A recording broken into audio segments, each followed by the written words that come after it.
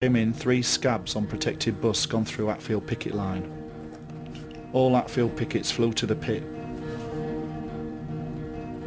Well, news began to filter through from the pickets on the lane, and we only had a minimum number of pickets on the lane, that actually scabs had gone in. We couldn't believe it, because we used to have painted right across the road here, no scabs at all. Everyone was asking what's happened, who's gone in, how many, if any, and what did we think was going to happen. Well, everybody knows what happened. It got very nasty, very nasty.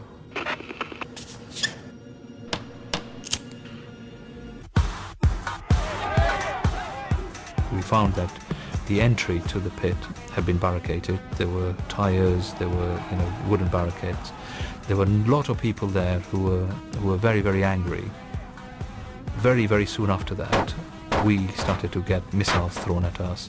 The tyres were set on fire, and we were almost under an element of siege.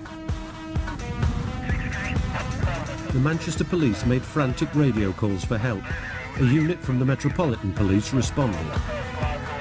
On our arrival, we were immediately, well, I'm going to use the word attacked, because that's what it felt like. We were taking missiles and attacks from the side, so we were getting hit and we were getting hurt. They got off the bus, they lined up 10 deep across East Lane with the full riot shields, and they were chanting and banging the shields. Well, people were coming out at the sight of these riot police doing this sort of mini war dance, if you like, on East Lane.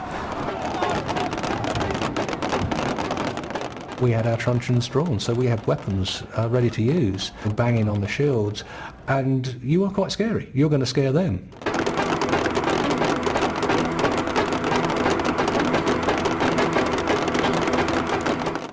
When they got to the top of the lane, everybody flew, myself included, because you didn't stand about to argue the finer points.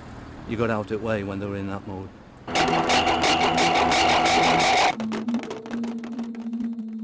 To be in a position like that, where you're in confrontation with a community, the animosity is total to you. That you could feel it. It was tangible. You could taste it.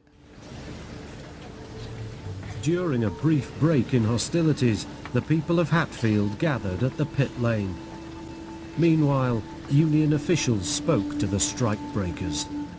Branch Secretary Peter Curran then returned to say that one man had changed his mind and decided to rejoin the strike. When he came out, I saw the look on his face, and that guy really knew he did wrong. He realised he made a mistake. And of course he suffered the consequences afterwards. And those consequences were that in the local clubs and pubs, he just weren't allowed in. And he was isolated. And to be quite honest, quite rightly so. He did something that you should not do.